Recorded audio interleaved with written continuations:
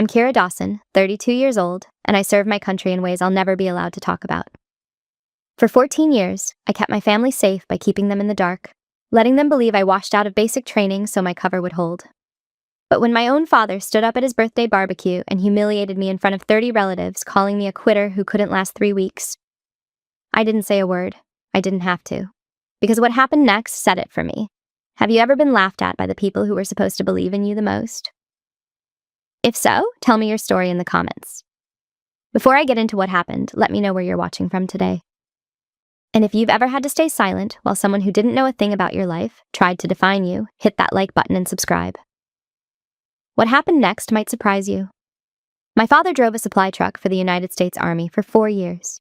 He came home with a bad knee, a specialist rank, and enough stories to fill every dinner table conversation for the rest of his life. To hear him tell it, he single-handedly kept the Cold War supply chain running from the cab of a 5-ton cargo vehicle. But to me, at 6 years old, standing in the hallway of our house in Clarksville, Tennessee, watching him hang his uniform in the closet for the last time he was the biggest man in the world, I used to sneak into that closet when he was at work. I would run my fingers along the fabric of his dress screens, trace the stitching on his name tape. Dawson. That was my name too. I thought that meant something. I thought if I touched the uniform enough times, some of what it carried would pass into me. The discipline, the toughness, the identity of a person who had done something that mattered. I was 6. I didn't know yet that my father's service, while honorable, had been ordinary. I didn't know the difference between a specialist who drove trucks and a colonel who commanded battalions overseas. To me, the uniform was the uniform, and my father wore it. That was enough for a girl who wanted nothing more than to be exactly like him. My mother, Linda, was the quiet center of the household. She kept the house running, the bills paid, the meals on the table, while my father kept the stories running. She never served, she never wanted to. But she understood what the Army meant to Dale Dawson. It wasn't just 4 years of his life. It was the thing that defined him, the thing that made him feel like he mattered in a world that didn't always notice men like him. And she let him have that, even when the stories got longer and the details got grander with each telling. She never corrected him. She just smiled and poured more coffee and let him be the hero of his own history.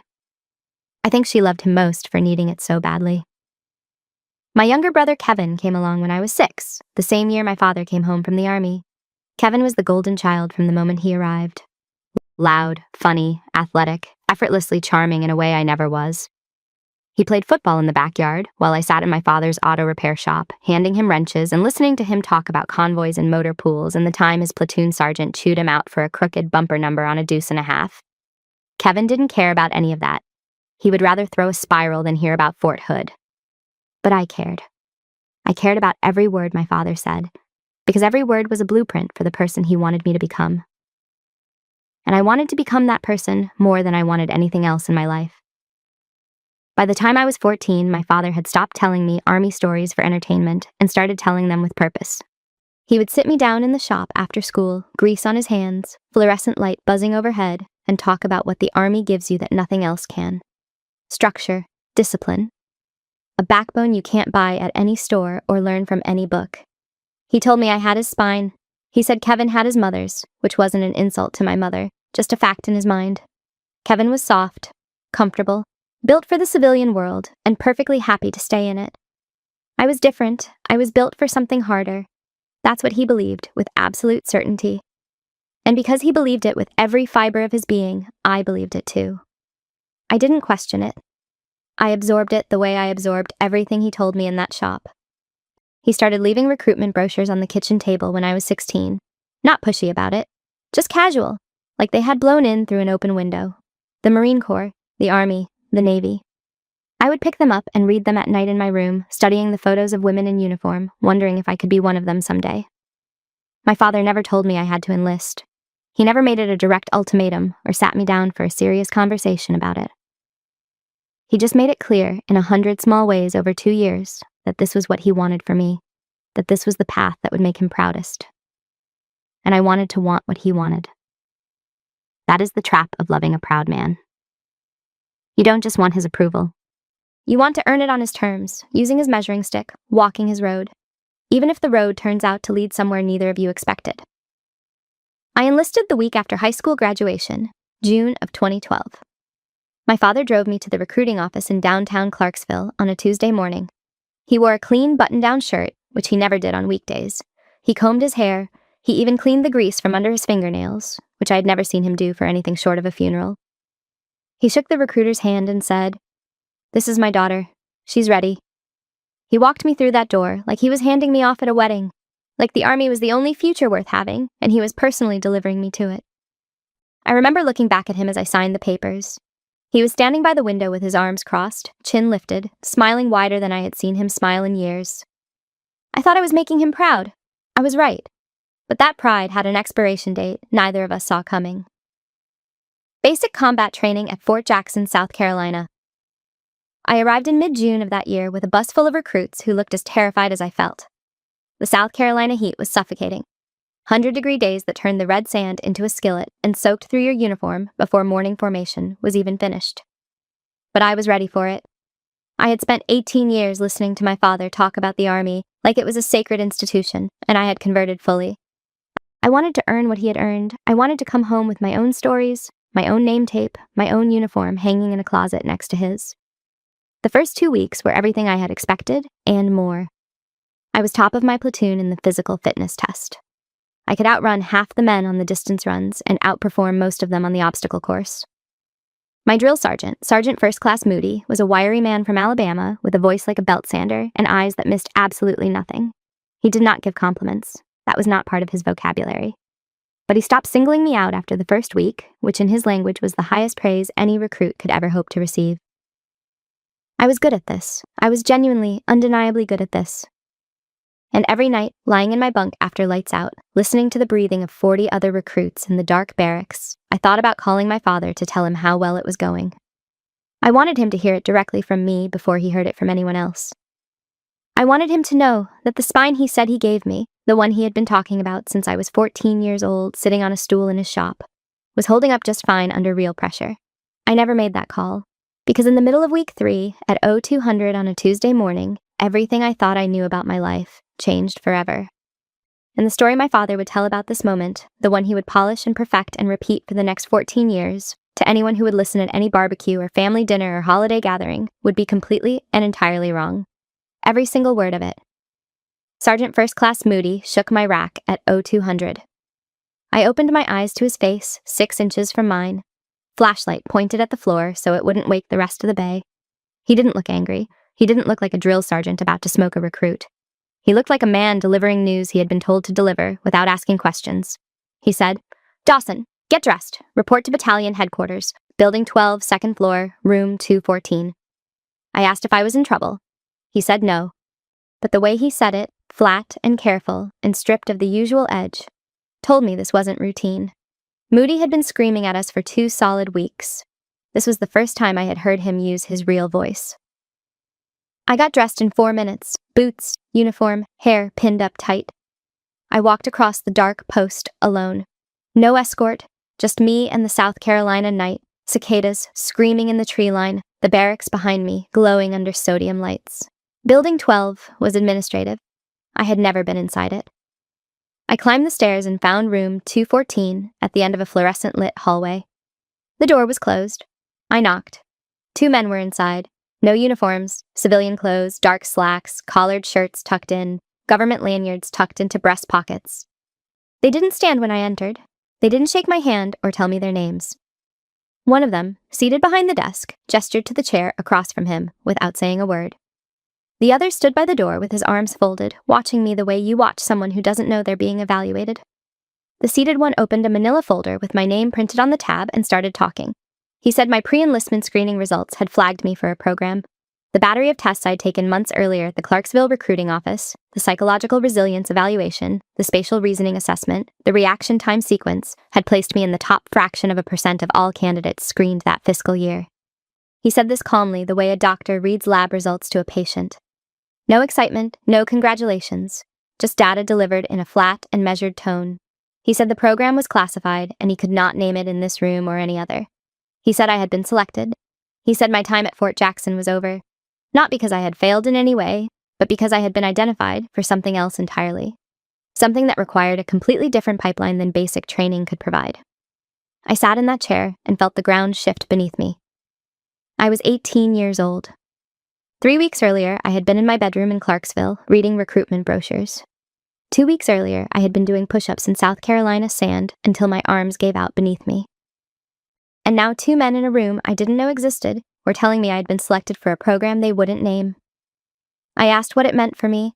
The seated man said it meant I would be leaving Fort Jackson tonight. Processed out completely. Gone before morning formation. Gone before anyone in my platoon could ask where I went. Then he told me the part that changed everything. He said my drill sergeant would be informed that I had quit. Voluntarily withdrew from training, couldn't handle the pressure, and chose to walk away from the program. And my family would be told something different. They would be told that I had washed out.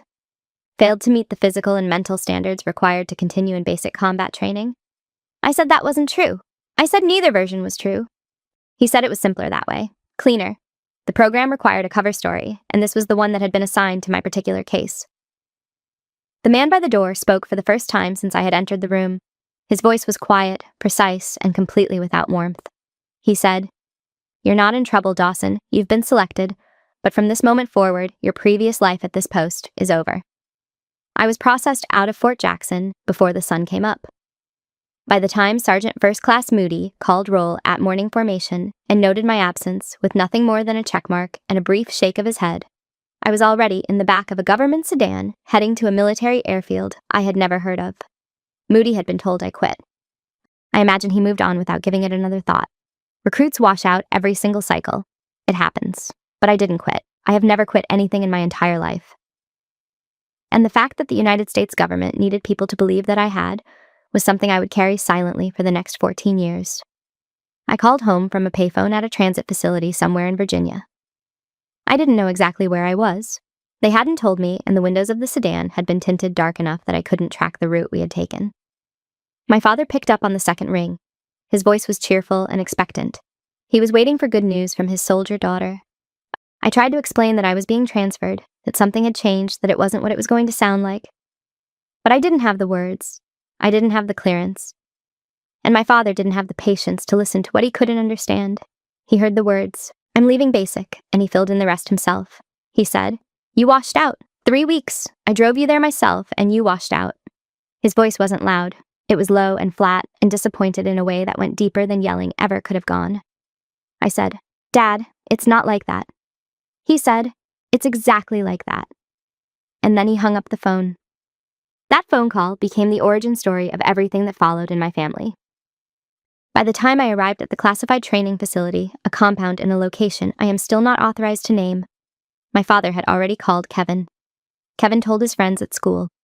My mother heard it from both of them before dinner was on the table. The story calcified overnight into something hard and permanent. Kira enlisted, lasted 3 weeks, washed out of basic training, came home with her tail between her legs. Except I didn't come home. Not for a very long time. And when I finally did, the story was already so deep in the family's bones that correcting it would have required a truth I was forbidden to speak. The classified program was called the Accelerated Selection Pipeline. 11 candidates from across the military's intake system, each pulled from their initial training the same way I had been pulled from mine. We were housed in a facility that didn't appear on any map. We ran until we vomited. We were sleep-deprived for days at a time. We were tested on pattern recognition, strategic reasoning, language acquisition under extreme stress, and composure in scenarios I am still not authorized to describe in any detail. The washout rate was brutal and designed to be. 6 candidates were gone by the end of the first month. 5 of us made it through to the end. I finished first in my cohort. Not because I was the strongest or the fastest, but because I was the most stubborn person in that facility. I refused to break. I refused to prove my father right. In early 2013, at 19 years old, I was commissioned as a second lieutenant through a direct commissioning program tied to the unit I would serve for the next 14 years of my career. The unit was called Phantom Cell. It was a compartmented direct action and intelligence element operating under Joint Special Operations Command. Its existence was classified at the highest level. Its personnel records were sealed behind walls that most senior officers would never see past. Its missions were conducted in countries that would officially deny our presence if anyone asked. When people back home asked me what I did for a living, I said I worked for the government. A desk job, administrative support. That was the cover, and I wore it like a second skin. But I never wore it long enough to forget who I really was. Because every time I walked through my parents' front door and saw my father in his recliner, Ready to tell the boot camp story to whoever happened to be in the room, I was reminded that the person my family thought I was and the person I actually was had nothing in common except a last name. I was promoted to first lieutenant at 21, captain at 23. That was when I received my call sign. Phantom 8. It was assigned during my first operational command, leading a 6-person direct action team into a country I will never name, on a mission I will never describe in any detail. The call sign stuck. Within the corridors of JSOC, within the secure briefing rooms, and the classified communication channels, where people like me spent their professional lives, Phantom 8 meant something. It carried weight. When that call sign came across the net, people paid attention. Spines straightened.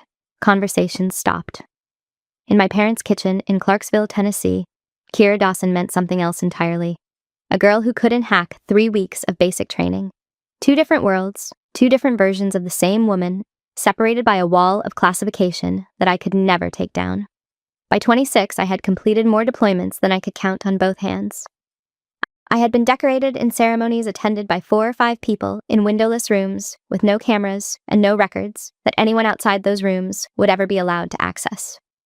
I had saved lives and lost friends and carried the kind of weight that would have broken most people twice over. And every single holiday, every family gathering, every birthday and graduation and cookout, I drove home to Tennessee, put on jeans and a plain t-shirt, and sat at my father's table while he told the boot camp story to whoever happened to be within earshot. Kevin would laugh right on cue, the way he always did. My mother would study the tablecloth like there was something written on it that only she could read. And I would sit there with my hands folded in my lap, absorbing every single word, because the alternative was a truth I was not authorized to speak. When they pinned my major's oak leaves at 28, there were 4 people in the room. A 2-star general, Colonel Marsh, my commanding officer at Phantom Cell, and 2 members of the unit's command staff. No family, no photographs, no announcement, no record anyone outside that room would ever access. Colonel Marsh shook my hand and said, "You've earned this, Major Dawson."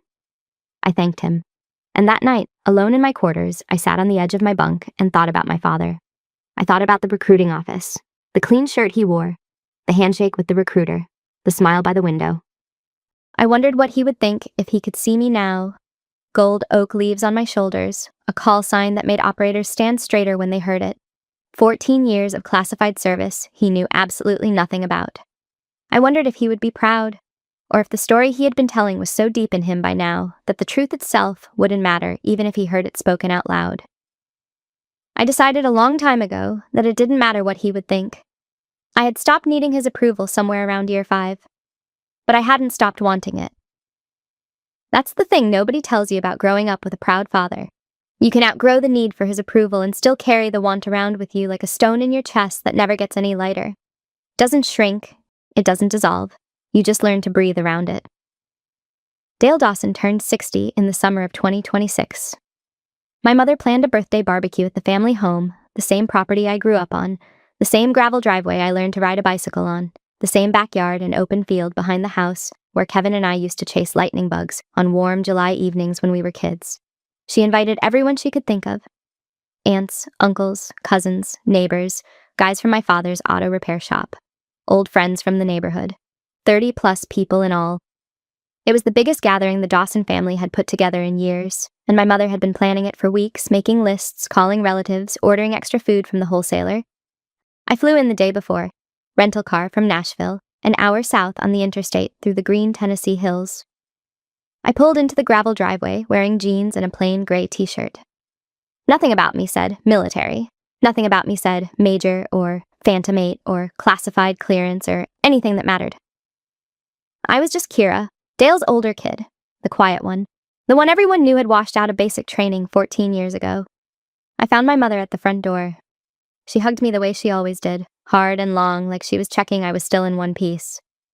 She pulled back and looked me in the eyes and whispered, "He's in a mood today. Just let it go." I nodded. I always nodded when she told me that. The barbecue was in full swing by noon. My father was behind the grill in his element, apron tied around his waist, tongs in one hand, cold beer in the other, holding court the way he had been holding court at every family gathering for as long as any of us could remember. Kevin was right beside him, 26 years old and still performing for our father's approval like he was 12, matching his volume, matching his energy, laughing at his jokes before the punchlines even landed. I stayed on the margins where I was comfortable. I helped my mother carry out the potato salad and the baked beans. I poured sweet tea for my Aunt Carol and made small talk with cousins I only saw once a year at events like this. I was invisible, which was exactly where I wanted to be, where I had learned to be over 14 years of practice. It didn't last. My father spotted me across the yard around 1 in the afternoon. He called my name in that big voice of his, the one that carried across every room and every backyard he had ever stood in. He waved me over to the grill with his tongs. I walked over because I always walked over when he called. He threw his arm around my shoulders and turned me toward the crowd like I was a prop in a show he had been rehearsing for 14 years. And then he launched into it. The story, the enlistment, the drive to the recruiting office, the handshake with the recruiter, and then the phone call 3 weeks later. He told it with the practiced rhythm of a man who had told it 100 times before and knew exactly where every pause and every headshake and every beat of laughter belonged. "She washed out," he said, laughing and shaking his head with a grin that was half pity and half performance. "Couldn't even make it through basic." Kevin was right on time with his line. 3 weeks, Dad. That's gotta be a record." Everyone erupted, 30 people laughing at the funniest joke my father had ever written. A joke he had been performing for 14 years, without once considering that the punchline was his own daughter. My mother looked at the ground. A cousin patted me on the back and said, "Don't worry, honey, not everyone's cut out for it." I stood in the center of that circle of laughter and said nothing. I had led operations in countries my father couldn't find on a map. I had a call sign that made colonels sit up straight in their chairs. And I was standing in my parents' backyard being called a washout by a man who drove supply trucks for 4 years and never made it past specialist. I didn't say any of that. I just stood there, still, controlled, absorbing impact without visible reaction. It's a skill they teach you in Phantom Cell, though they don't call it that. They call it composure under duress. I always just called it Sunday dinner. Then I heard it, a sound I knew better than my own heartbeat. A low thrum, distant but building fast. Rotors. I looked up before anyone else did. The tree line at the back edge of the property was starting to sway, not from any breeze but from downwash. The sound built the way it always builds when you have been around military aviation long enough to recognize it in your sleep. From a hum to a vibration you feel in your teeth and your ribs and the soles of your feet. The coffee cups on the folding table started rattling. Napkins lifted off plates and scattered across the grass. People looked around, confused, squinting toward the sky, not understanding what was happening. My father shielded his eyes with one hand and stared toward the tree line. A UH-60 Blackhawk cleared the tree line at low altitude, nose slightly down, and descended into the open field behind the house. The rotor wash hit the barbecue like a physical wall of wind, paper plates launched sideways off tables. The plastic tablecloth ripped free and wrapped itself around a lawn chair. Somebody's soda can toppled and rolled across the patio stones, and the birthday banner my mother had strung between 2 trees snapped one of its ties and flapped wildly in the turbulence. The helicopter settled onto the grass with a controlled shudder, flattening a perfect circle beneath its landing gear, kicking up a thick cloud of dust and cut clover that drifted across the yard like smoke from a brush fire. The engine stayed running. The rotors kept spinning at full speed. This was not a social call. This was not a wrong address. This was a pickup. My father took a step forward, his mouth open, his eyes wide above his shielding hand. He said, "What in the—" Kevin was beside him, frozen mid-bite into a hot dog, jaw slack. He said, "Is that a military helicopter in our yard?" 3 men stepped out of the Blackhawk before the dust had fully settled. Full tactical kit, helmets fitted with mounted optics, plate carriers loaded with magazine pouches, sidearms strapped to their thighs, boots that had been on real ground in real places that never made the evening news. They moved in formation, controlled and deliberate and unhurried, across the field toward the house. They didn't scan the crowd. They didn't look at my father. They didn't glance at Kevin or my mother or any of the 30-plus guests standing in the yard with their mouths hanging open and their plates sagging in their hands. They walked directly to me. The lead operator, a man I had worked with on 4 separate deployments across 3 different continents. A man I trusted with my life and who trusted me with his, Master Sergeant David Holt, stopped 3 feet in front of me on the patio. He came to attention with a precision that was automatic and absolute. His posture was rigid, practiced, exact. His right hand snapped to his brow in a salute so crisp it could have cut glass. And in a voice that carried across the entire silent yard, he said, "Ma'am, Phantom 8, it's time. Ghost protocol is active. We're wheels up in 3 minutes." The yard went silent. Not quiet, silent, The kind of silence that falls when 30 people simultaneously stop understanding the world they're standing in. My father's arm, the one that had been draped around my shoulders 10 minutes earlier, while he called me a washout in front of everyone he knew, dropped to his side. His face had changed completely. The performance was gone. The birthday grin was gone. In its place was something I had never once seen on Dale Dawson's face before in 32 years of being his daughter. Confusion. Real, unguarded, total confusion. I returned the salute. "Understood, Master Sergeant." I didn't explain. I didn't turn to my father and deliver the speech I had imagined giving 1,000 times in the shower, in the car, lying awake at 0300 in some bunk overseas. I didn't say any of the things I had rehearsed in my head for 14 years. I didn't need to. The salute said it. The tactical gear said it. The Black Hawk idling in the field with its engines running and its rotors cutting the Tennessee air, burning jet fuel at the rate of several hundred gallons per hour just to pick up one person from a birthday barbecue, said it louder and more clearly than any speech I could have given. I turned to my mother. She was standing at the edge of the patio, one hand pressed flat against her mouth, tears already forming in her eyes, her body absolutely still. I hugged her, quick, tight, the way you hug someone when you don't know when you're coming back or if you're coming back at all. I whispered in her ear, "I'll call when I can." She nodded against my shoulder. Her hand gripped my arm for half a second longer than it needed to, and then she let me go. She had always been the strong one in this family. She just never received any credit for it. I turned and walked across the yard, past the overturned lawn chairs and the scattered napkins and the birthday banner hanging crooked from its one remaining tie. Past the grill where my father's burgers were still sizzling on the grate, untended, starting to char and blacken at their edges. Past my brother Kevin, who stood on the porch steps with the expression of a man watching a building he thought was permanent collapse right in front of him. I walked across the grass and into the open field. Master Sergeant Holt fell in beside me at my left shoulder. The other two operators flanked us on either side. We moved across that field the way we had moved across dozens of landing zones in dozens of countries over the years. Fast, clean, purposeful. I climbed into the Black Hawk. The crew chief handed me a headset and I pulled it over my ears.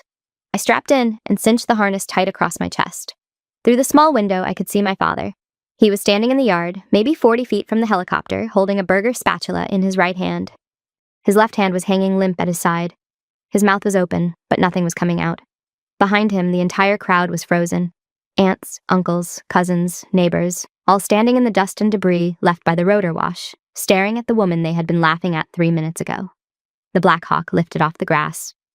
The nose dipped forward, and we cleared the tree line in seconds, climbing fast into the open sky. The house shrank beneath me, the yard, the field, the gravel driveway where my father had once driven me to the recruiting office, with the proudest smile I had ever seen on his face. I didn't wave. I didn't look back. I didn't owe my father an explanation. I never had. The helicopter was the explanation. I learned later what happened after I left. My mother told me, weeks afterward, in a phone call that lasted 2 full hours, the longest conversation the two of us had ever had. She said my father stood in that field for 40 minutes after the helicopter disappeared over the tree line. She counted. Not because she was timing him deliberately, but because she was watching from the kitchen window, and the clock was right there on the wall above the sink. 40 minutes. He didn't move. He didn't speak to anyone who approached him. He didn't put down the spatula he was still holding in his right hand. He just stood there in the flattened grass, staring at the empty sky where the Black Hawk had been, like he was waiting for it to come back and undo what had just happened to his understanding of his own daughter. Kevin tried to break the silence. He walked out to the field and said something. My mother wasn't sure exactly what, probably a joke, probably something about dramatic exits. My father didn't respond. He didn't look at Kevin. He just turned and walked past him toward the house, without a word, leaving Kevin standing alone in the trampled grass. The party was over. Everyone knew it. Guests started collecting their things, folding up lawn chairs, gathering coolers, carrying plates to the trash. Nobody said goodbye to my father because nobody could find him. He had gone to his bedroom and closed the door. My mother stood on the front porch and thanked people for coming, accepting hugs and bewildered handshakes, answering the same question over and over. What was that? What just happened? She said the same thing each time. I don't know exactly, but I think she's okay. Uncle Ray was the last to leave. Ray was my father's older brother, 63 years old, a retired Marine who had spent 20 years in the infantry before his knees gave out and the Corps let him go. He had seen things during his career that most civilians couldn't imagine. He didn't ask my mother what had happened because he already understood what he had watched unfold in that backyard. He recognized it immediately. An operational recall, conducted in broad daylight in front of 30 civilians, with a full tactical team, for a woman his entire family had spent 14 years calling a failure. Before he climbed into his truck, he found Kevin at the edge of the driveway. Kevin was leaning against the fence, arms crossed, staring at the gravel. Ray put his hand on Kevin's shoulder and said, "That wasn't a ride home, son. That was an operational recall. Whatever your sister does for a living, it's not a desk job. You need to stop laughing at her."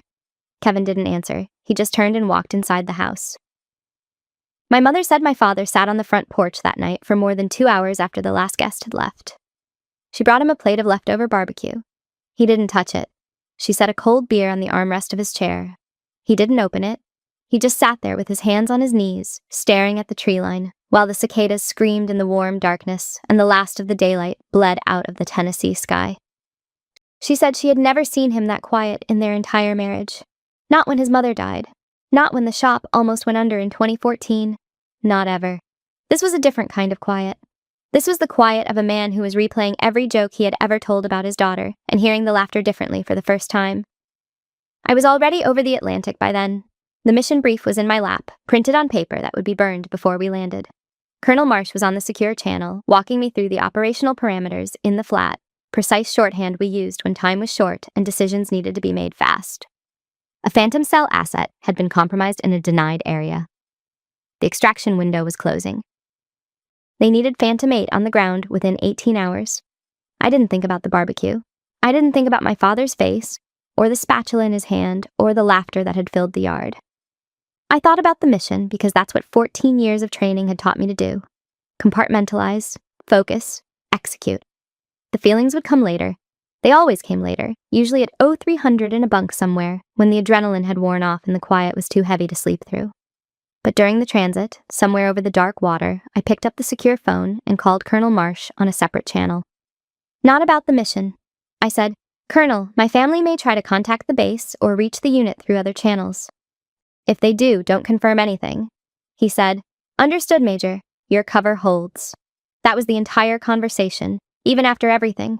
After the jokes, the laughter, the 14 years of being introduced at family gatherings as the daughter who couldn't make it through boot camp. I was still protecting them. That's what they never understood about me. The lies weren't for my benefit. They never had been. They were for theirs. The cover story existed to keep my family safe from the world I operated in, and I maintained it faithfully even when they used it to humiliate me. Because protecting people who don't know they need protecting is what I was trained to do. It's what I have always done. 2 days after the barbecue, my father drove to the recruiting office in downtown Clarksville. The same office, the same building, the same parking lot where he had parked 14 years earlier. He walked in and asked about his daughter. He said her name, Kira Dawson, and asked to see her service record. The recruiter behind the desk, a young staff sergeant who hadn't been born when my father served, typed the name into the system. He looked at the screen. He paused. He looked at the screen again. Then he closed it. He looked at my father and said, "Sir, I can't tell you anything about your daughter's service. That's above my clearance." My father knew what those words meant. He had spent 4 years in the Army.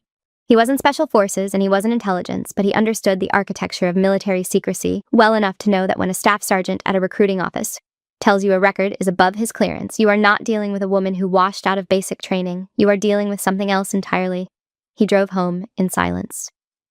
My mother said he sat in his shop for 3 hours that afternoon, not working on anything, not answering the phone, just sitting in his chair, surrounded by his tools and his workbench and the Army photographs he had kept on the wall for 26 years. Him in BDS, standing next to a 5-ton truck at Fort Hood, grinning with the easy confidence of a young man who believed his service was the most important thing he would ever do. He looked at those photos differently that afternoon. The pride he had carried for decades hadn't disappeared. But it had shifted.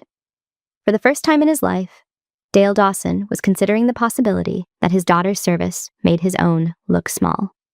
He called one of his old Army buddies that evening, a man named Garrett who had served with him in the Transportation Corps at Fort Hood back in the late 90s. They had stayed in touch the way veterans do, birthday calls, the occasional fishing trip, a shared vocabulary of Army slang that their civilian friends never quite understood. My father described what had happened at the barbecue. the helicopter, the 3 operators in tactical gear, the salute, the call sign. He told Garrett everything he had seen. Garrett went quiet on the other end of the line for a long time. Then he said, "Dale, a Black Hawk doesn't land in someone's backyard for a desk clerk. Your daughter is into something heavy." My father said, "I know that now." And then he said something he had never said before. Not once in 14 years. He said, "I think I've been wrong about her this whole time." My mother heard him say it from the kitchen doorway. She told me later that she had to put her hand on the counter to steady herself because it was the first true thing her husband had spoken about their daughter since the summer of 2012. Kevin took longer to come around. That was to be expected. Kevin had spent his entire adult life being the success story in the Dawson family, the athlete, the charmer, the finisher, the one who showed up and followed through. His identity was built on contrast. He was the winner because I was the washout. When the helicopter landed and that contrast evaporated in 3 minutes of rotor wash and salutes, Kevin didn't adjust. He dug in deeper.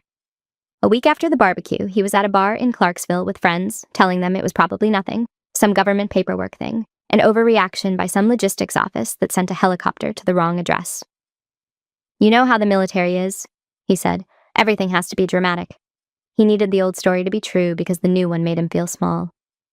I understood that about Kevin. I didn't hold it against him, but I didn't feel sorry for him either.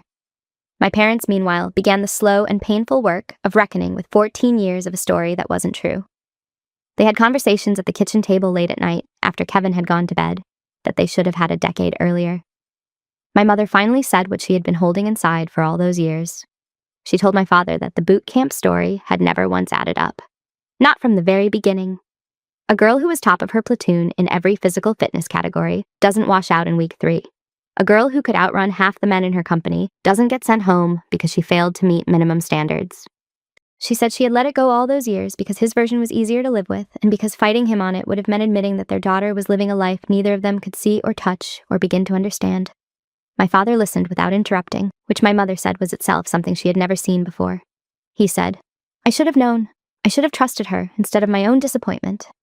My mother looked at him across the table and said, "You should have, but you didn't. And now you have to sit with that." One evening, about 2 weeks after the barbecue, my father went to the hallway closet. The same closet where he had hung his army uniform when he came home from Fort Hood in the year 2000. The same closet where I used to sneak in as a little girl to run my fingers along his dress greens and trace the stitching on his name tape. The uniform was still there at the back, pushed behind winter coats, moth-eaten, faded, smelling of cedar chips and old wool. And behind the uniform, shoved against the far wall, was a cardboard box I don't think he even remembered putting there. Inside were my things. High school track trophies with my name engraved on small brass plates. An army recruitment poster I had pinned to my bedroom wall when I was 16. And a photograph of the two of us standing in front of the Clarksville recruiting office on the morning I enlisted. Me in a yellow sundress, him in his clean button-down shirt, both of us grinning at the camera like we knew exactly where the road ahead was going to lead. He held that photograph for a long time. My mother found him sitting on the hallway floor with the box in his lap and the photo in his hands. She said his eyes were red, but he wasn't crying anymore. He was past that by then. He was just sitting with the evidence of a daughter he had spent half her life refusing to see clearly. He pinned the photograph to his shop wall the next morning.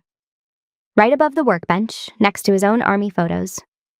It was the first time my image had ever been displayed in that building.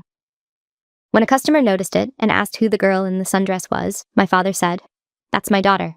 The customer said, "The one who washed out?" My father's jaw set. He said, Don't finish that sentence." That was the moment the old story died. Not with a confrontation or a grand revelation. It died in a greasy auto shop on a Tuesday afternoon when a 60-year-old man decided he would never tell his favorite joke again. He didn't know what the new story was, but he knew the old one was a lie. And for the first time in his life, Dale Dawson chose silence over performance. If you knew my father, you'd understand silence was the hardest thing in the world for him, and he chose it anyway. I was overseas when all of this happened, running an extraction in a country I cannot name. And somewhere in the back of my mind, sealed in the compartment I kept locked during operations, I was carrying a question I'd carried since I was 19. Does he know yet? Will he ever? I came home 3 weeks after the barbecue. Flew into Nashville, picked up a rental car, drove south on the interstate I'd driven 100 times before. My mother hadn't told me much about my father's state of mind. She just said, "He's different, Kira. Come home and see for yourself." I pulled into the gravel driveway. The yard was clean. The folding tables were gone. The field behind the house was just a field again. The only thing that looked different was my father. He was on the front porch, but his posture was wrong. Leaned forward, elbows on his knees, hands clasped, like a man in a waiting room. He stood when he saw me. Didn't wave, didn't call out in that big voice. Just stood there with his hands at his sides. I climbed the steps, and we stood face to face. The performance was gone. The bravado was gone. What was left was just a man looking at his daughter like he was seeing her for the first time. He said, "I don't know what to say to you." I said, "You don't have to say anything, Dad." He said, "Yeah, I do. I just don't know how yet." My mother came through the screen door with 2 cups of coffee. The 3 of us sat down without another word. For the first time in 14 years, we sat together without the boot camp story hanging over us. After a long while, he said carefully, "Can you tell me anything? About what you do?" I said no. He nodded. Then he asked the only question that mattered. "Can you at least tell me, are you safe?" I said, "Most of the time." He looked at the tree line where the Black Hawk had cleared 3 weeks earlier and said nothing for a long time. I asked about Kevin. My mother said he'd been distant since the barbecue. "Give him time. He's not used to being the one without the answers." We sat on that porch until the coffee went cold and the fireflies came out. It was almost entirely silence, but a different kind than I'd known in this house. The old silence was a wall. This one was a bridge. Months passed. My father went back to the shop. The boot camp story was gone. Completely. Permanently gone. When customers brought up the helicopter, he shut it down every time. I don't know what she does, and I'm not going to guess. Nobody asked twice. For a man who'd built his identity on being the loudest person in every room, choosing silence was a revolution. Kevin came around eventually. Called me late one night, 2 months after the barbecue. Small talk at first, then, "I don't get what you do," but I was wrong to laugh. It wasn't grand. It was a phone call at 11 at night from a guy who'd rather do anything than admit he was wrong. That's what made it matter. Then Colonel Marsh called me in. I'd been approved for a commendation, distinguished service, partially declassified. I could bring 2 guests, no cameras, no phones, NDAs required. But they could be there. 1 seat was easy. My mother had earned it every day for 14 years. The second was the question. I lay on my bunk thinking about Dale Dawson, the man who drove me to the recruiter, who called me a washout for 14 years, who stopped telling the story, who pinned my photo to his wall, who asked if I was safe. I dialed his number. I said, "There's a ceremony, military. I can't tell you what it's for, but I'm allowed to bring 2 people. I'd like you to be one of them." A long silence. Then in a voice stripped of every layer of armor he'd ever worn, "I'll be there." I didn't invite him because he'd earned it. I invited him because I wanted him there. Maybe that's what forgiveness is. Not a decision, just a want that survives everything that should have killed it. My parents were escorted through 3 security checkpoints, signed NDAs, given badges with no names, just numbers. My mother held my father's arm the entire walk. His hand was trembling. The room was small, windowless. A 2-star general at the front, Colonel Marsh beside him. 8 Phantom Cell operators in the front row. I entered from a side door in full dress uniform, ribbons, insignia, gold oak leaves. The first time my father had ever seen me in uniform. My mother's hand went to her mouth. My father just stared, face to collar, to ribbons and back. He leaned toward my mother and whispered, "That's our girl." She whispered back, "That's always been our girl." The general read the citation. Parts were redacted, black bars across entire lines. But the words that came through were enough. Extraordinary valor under fire. Call sign Phantom 8. Personally responsible for the safe extraction of... And then a black bar. He pinned the medal to my chest. Everyone in the room saluted. I looked at my father, tears running down his face, quiet and steady. He was wearing a clean button-down, the same kind he'd worn to the recruiting office 14 years ago. Afterward, we stood alone in a hallway. He looked at me, and for the first time in my life, he looked small. Not weak, just small. the way anyone looks when they realize the world is bigger than the story they told about it. He said, "I'm sorry. Not just for the barbecue, for every time, for 14 years. I didn't know." I said, "I know you didn't, Dad." He said, "I should have trusted you." I said, "You're here now. That's what matters." He reached out and touched the ribbon on my medal, carefully, the way I used to touch his uniform in the hallway closet when I was 6. Then he cleared his throat and said, "I'm proud of you, Kira." 5 words, not loud, not performed, just my dad in a hallway. And it was everything. We drove home together, me in the back seat like I was 18 again. My mother reached her hand back and I held it for miles. My father caught my eye in the rearview mirror and smiled. A real smile. Weeks later, my mother called laughing. A customer had asked about me. My father smiled and said, "My daughter's in the army, and that's all I can tell you." That became his only story. He told it the same way every time, with a pride that had nothing to do with details and everything to do with trust. I went home for Thanksgiving. My father was carving the turkey. Someone told a joke and the table laughed. He looked at me across the room, didn't say a word, just nodded. A small nod, the kind only I would catch. I nodded back. I spent 14 years being someone my family didn't know. I carried a call sign that made generals pause. I absorbed jokes that cut deeper than any wound I took in the field. But that evening, watching my father carve a turkey with the same hands that once drove me to a recruiting office, I wasn't Phantom 8. I wasn't a major. I was just Dale's daughter. And for the first time in a long time, that was enough. Thank you so much for staying with me through this one. If this story hit close to home, I'd love to hear from you. Have you ever had a family member mock you for something they didn't actually understand?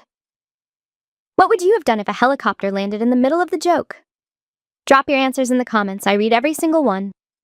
And if you haven't already, hit subscribe and tap that bell so you don't miss the next one. Thanks for being here. It means more than you know.